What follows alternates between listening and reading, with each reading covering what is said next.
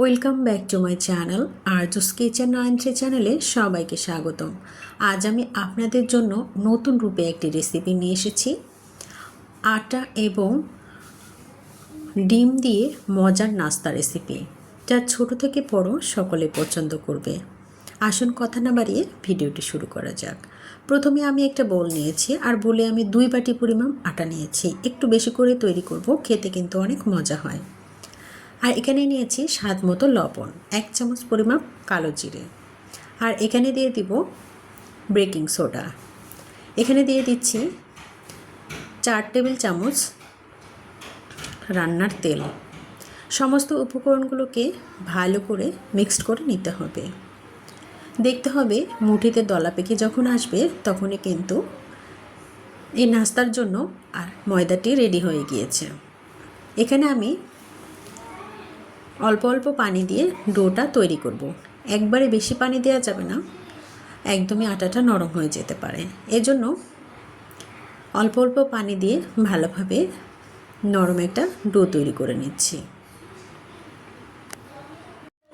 এই ডোটা তৈরি করার সময় যদি হাতে লেগে আসে, তাহলে আপনারা এখানে একটু হাতে তেল মেখে নিলে ভালোভাবে ডোটি রেডি হয়ে যাবে, অতটা কষ্ট হবে না। আমি একটু তেল নিয়ে নিচ্ছি, আবারও ডোটা তৈরি করে নিচ্ছি। দেখুন হাতটাও সুন্দর পরিষ্কার হয়ে যাবে, আর ডোটা ভালোভাবে রেডি হয়ে যাবে। একটু সময় নিয়ে ভালোভাবে মেখে মথে নিলে নাস্তাটা খুবই খাস্তা এবং ক্রিস্পি হবে। ভালোভাবে মেখে মথে নিয়ে আমি রেস্টে রেখে দেব। একটু ওপরে তেল মাখিয়ে ঢাকনা দিয়ে ঢেকে আমি রেস্টে রেখে দিচ্ছি। যারা এখনও একটা লাইক দিতে ভুলে গেছেন, অবশ্যই একটা লাইক দিয়ে পুরো ভিডিওটা স্টার্ট করার অনুরোধ রইল। আমি চুলা একটা ফ্রাই প্যান বসিয়ে দিয়েছি, আর এখানে আমি রান্নার তেল দিয়ে দিলাম। এখানে দিয়ে দিচ্ছি 1 চামচ ফোড়ন, আর এখানে 1 চামচ দিয়ে দিলাম জিরে। ভালোভাবে এই দুটোকে ভেজে নিতে হবে।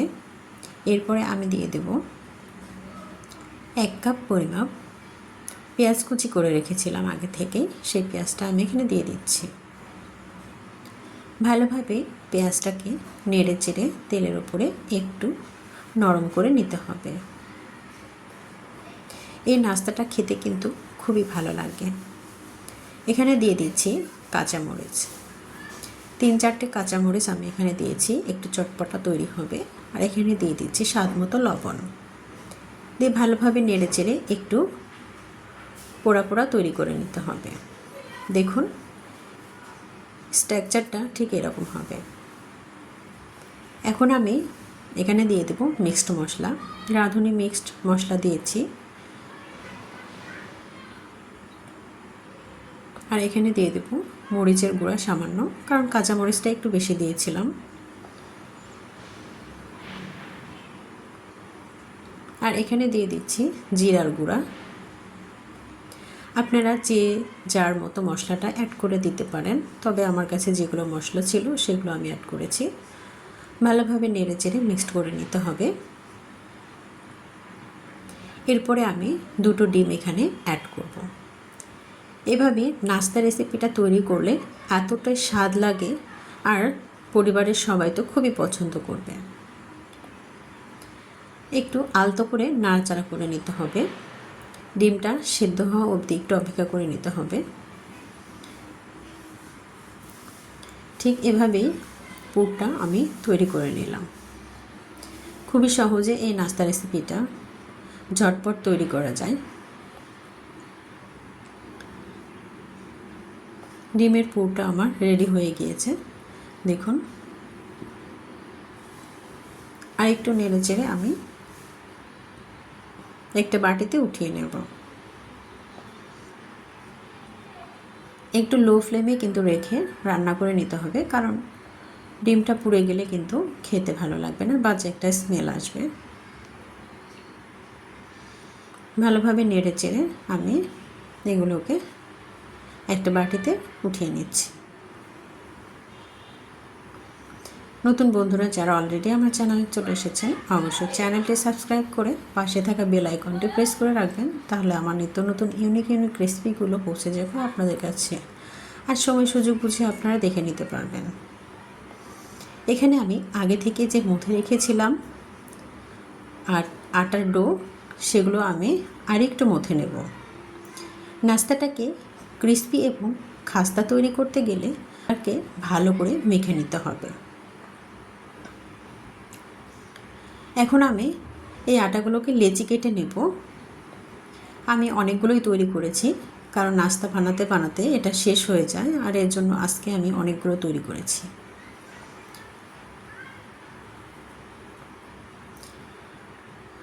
এই আটাগুলোকে এখন আমি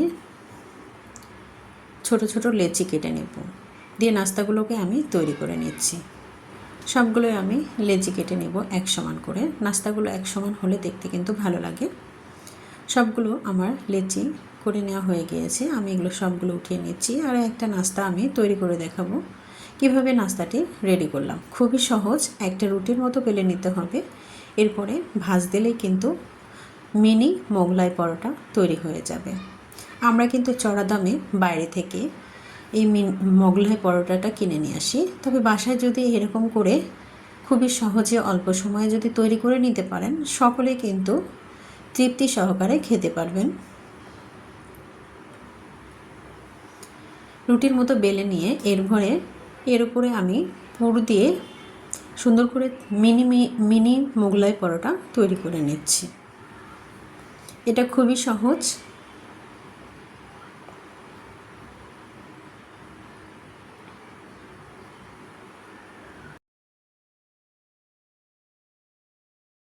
ডিমের পুরটা তৈরি করে রেখেছিলাম, মাঝখানে পুরটা দিয়ে দুই সাইডে আমি মুড়িয়ে দিয়ে তারপরে আরও দুই সাইড আমি ভালোভাবে পানি দিয়ে সিল করে মুড়িয়ে দিয়েছি। এরপরে নাস্তাটা রেডি করে নিয়েছি। স্কিপ হয়ে গেছে, দুঃখিত। একদমই সহজ এই নাস্তা বানানোটা, আপনারা বুঝে নেবেন আশা করি। অফ ক্যামেরায় আমি নাস্তাগুলো সব বানিয়ে নিয়েছি। দেখুন কতটা লোভনীয় হয়েছে। সবগুলো নাস্তায় আমি এখন তেলের উপরে ভেজে নেব। দেখুন আমি কিভাবে তৈরি করে নিয়েছি।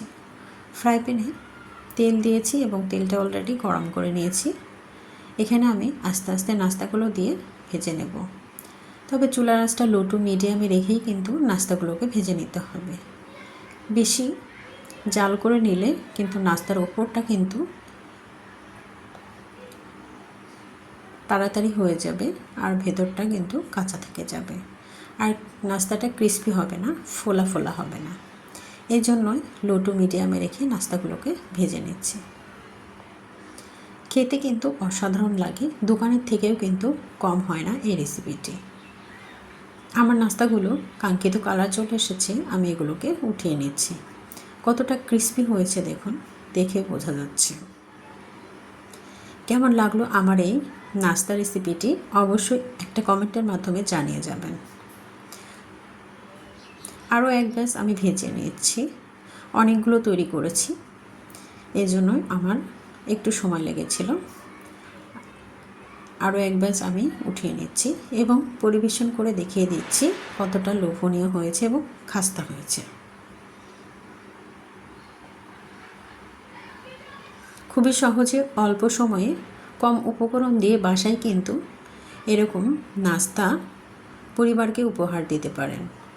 সকালের বাচ্চাদের টিফিনে এবং বিকালের চায়ের আড্ডা, অতিথি আপ্যায়নে বিশেষভাবে এই নাস্তাটি দিতে পারেন। সবাই খুশি হয়ে যাবে এবং তৃপ্তি সহকারে খেতে পারবে। কেমন লাগলো আমার এই রেসিপিটি অবশ্যই কমেন্ট বক্সে জানাতে ভুলবেন না। সকলেই ভালো থাকবেন, সুস্থ থাকবেন। আবারও নতুন একটি রেসিপি নিয়ে হাজির হব। সে পর্যন্ত সবাই ভালো থাকবেন। আল্লাহ হাফিজ।